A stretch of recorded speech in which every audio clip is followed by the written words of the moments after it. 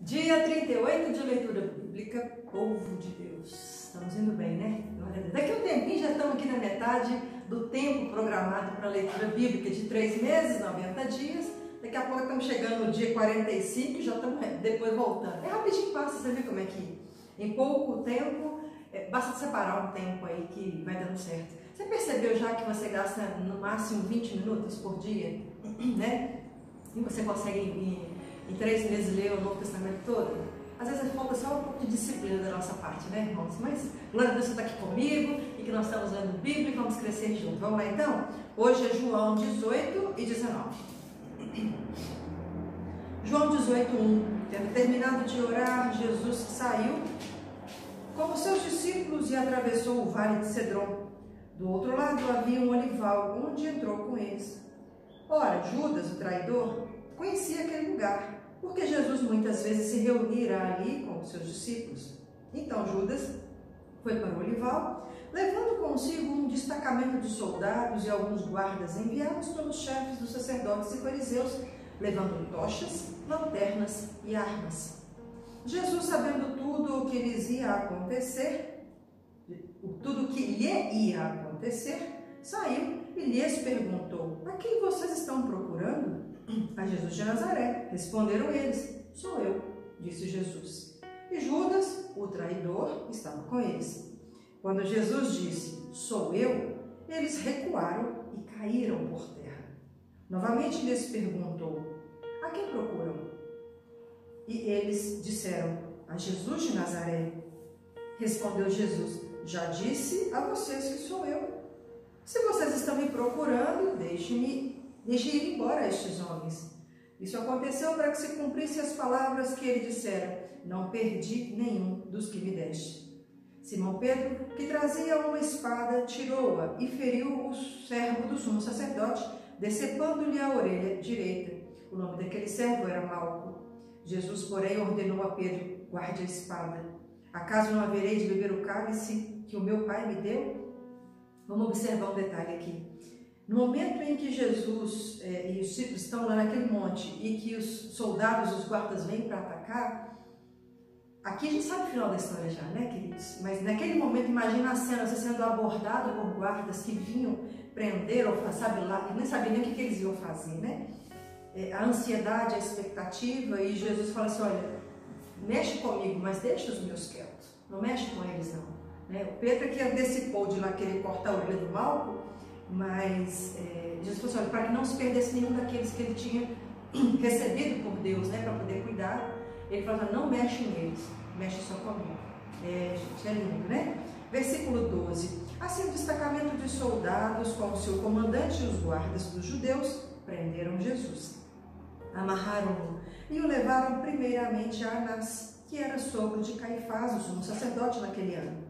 Caifás era quem tinha dito aos judeus que seria bom que um homem morresse pelo povo. Simão Pedro e o outro discípulo estavam seguindo Jesus. Por ser conhecido do sumo sacerdote, esse discípulo entrou com Jesus no pátio da casa do sumo sacerdote. Mas Pedro teve que ficar esperando do lado de fora da porta. O outro discípulo, que era conhecido do sumo sacerdote, voltou, falou com a moça encarregada da porta e fez Pedro entrar. Ela então perguntou a Pedro: você não é um dos discípulos deste homem? Ele respondeu: não sou. Fazia frio. Os servos e os guardas estavam ao redor de uma fogueira que haviam feito para se aquecerem. Pedro também estava em pé com eles, aquecendo-se. Enquanto isso, o sumo sacerdote interrogou Jesus acerca dos seus discípulos e dos seus ensinamentos. Respondeu-lhes Jesus: eu falei abertamente ao mundo, sempre ensinei nas sinagogas e no templo, onde todos os judeus se reúnem. Nada disse em segredo. Por que me interrogas? Pergunta aos que me ouviram. Certamente eles sabem o que eu disse. Quando Jesus disse isso, um dos guardas que estava perto bateu-lhe no rosto. Isso é jeito de responder ao sumo sacerdote? Perguntou ele. Respondeu Jesus: se eu disse algo de mal, denuncie o mal. Mas se falei a verdade, por que me bateu? Então Anás enviou Jesus de mãos amarradas a Caifás, o sumo sacerdote. Enquanto Simão Pedro estava se aquecendo, perguntaram-lhe: você não é um dos discípulos dele? Ele negou, dizendo: não sou. Um dos servos do sumo sacerdote, parente do homem cuja orelha de Pedro cortara, insistiu: eu não o vi com ele no olival? Mais uma vez Pedro negou, e no mesmo instante um galo cantou. Em seguida os judeus levaram Jesus da casa de Caifás para o pretório. Já estava amanhecendo e, para evitar contaminação cerimonial, os judeus não entraram no pretório, pois queriam participar da Páscoa. Então Pilatos saiu para falar com eles e perguntou: que acusação vocês têm contra este homem? Responderam eles: se ele não fosse criminoso, não teríamos entregado a ti. Pilatos disse: levem-no e julguem-no conforme a lei de vocês. Mas nós não temos o direito de executar ninguém, protestaram os judeus. Isso aconteceu para que se cumprissem as palavras que Jesus tinha dito, indicando a espécie de morte que ele estava para sofrer. Pilatos então voltou para o pretório, chamou Jesus e lhe perguntou: você é o rei dos judeus? Perguntou-lhe Jesus: essa pergunta é tua ou outros te falaram a meu respeito? Respondeu Pilatos: acaso sou judeu? Foram o seu povo e os chefes dos sacerdotes que o entregaram a mim. Que foi que você fez? Disse Jesus: o meu reino não é deste mundo. Se fosse, os meus servos lutariam para impedir que os judeus me prendessem. Mas agora o meu reino não é daqui. Então você é rei? Disse Pilatos. Respondeu Jesus: tu dizes que sou o rei. De fato, por essa razão nasci e para isso vim ao mundo, para testemunhar da verdade. Todos os que são da verdade me ouvem. Que é a verdade? Perguntou Pilatos. Ele disse isso e saiu novamente para onde estavam os judeus e disse: não acho nele motivo algum de acusação. Contudo, segundo o costume de vocês, devo libertar um prisioneiro por ocasião da Páscoa. Querem que eu solte o rei dos judeus? Eles, em resposta, gritaram: não, ele não. Queremos Barrabás. Ora, Barrabás era um bandido. João 19. Então Pilatos mandou açoitar Jesus. Os soldados teceram uma coroa de espinhos e puseram na cabeça dele. Vestiram-no com uma capa de púrpura e, chegando-se a ele, diziam: salve, rei dos judeus! E batiam-lhe no rosto. Mais uma vez Pilatos saiu e disse aos judeus: vejam, eu estou trazendo a vocês para que saibam que não acho nele motivo algum de acusação. Quando Jesus veio para fora, usando a coroa de espinhos e a capa de púrpura, disse-lhes Pilato: eis o homem. Ao vê-lo, os chefes dos sacerdotes e os guardas gritaram: crucifica-o, crucifica-o. Mas Pilatos respondeu: levem-no vocês e crucifiquem-no. Quanto a mim, não encontro base para acusá-lo. Os judeus insistiram: temos uma lei, e de acordo com essa lei, ele deve morrer, porque se declarou filho de Deus.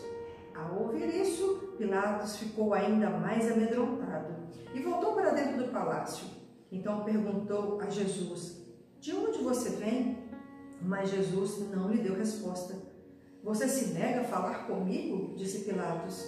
Não sabe que tem autoridade para libertá-lo e para crucificá-lo? Jesus respondeu: não terias nenhuma autoridade sobre mim, se esta não te fosse dada de cima. Por isso, aquele que me entregou a ti é culpado de um pecado maior. Daí em diante, Pilatos procurou libertar Jesus, mas os judeus gritavam: se deixares este homem livre, não és amigo de César. Quem se diz rei opõe-se a César. Ao ouvir isto, Pilatos trouxe Jesus para fora e sentou-se na cadeira de juiz num lugar conhecido como Pavimento de Pedra, que em aramaico é Gábata. Era o dia da preparação na semana da Páscoa, por volta das 6 horas da tarde. Eis o rei de vocês, disse Pilatos aos judeus. Mas eles gritaram: mata, mata, crucifica-o. Devo crucificar o rei de vocês? Perguntou Pilatos. Não temos rei, senão César, responderam os chefes dos sacerdotes. Finalmente Pilatos o entregou a eles para ser crucificado. Então os soldados encarregaram-se de Jesus, levando a sua própria cruz. Ele saiu para um lugar chamado Caveira, que em aramaico é chamado Gólgota. Ali o crucificaram, e com ele 2 outros, um de cada lado de Jesus. Pilatos mandou preparar uma placa e pregá-la na cruz com a seguinte inscrição: Jesus Nazareno, o Rei dos Judeus. Muitos dos judeus leram a placa, pois o lugar em que Jesus foi crucificado ficava próximo da cidade, e a placa estava escrita em aramaico, latim e grego. Os chefes dos sacerdotes dos judeus protestaram junto a Pilatos: não escrevas o Rei dos Judeus, mas sim que esse homem se dizia Rei dos Judeus. Pilatos respondeu: o que escrevi, escrevi. Tendo crucificado Jesus, os soldados tomaram as roupas dele e as dividiram em 4 partes, uma para cada uma deles, restando a túnica. Esta, porém, era sem costura, tecida numa única peça de alto a baixo.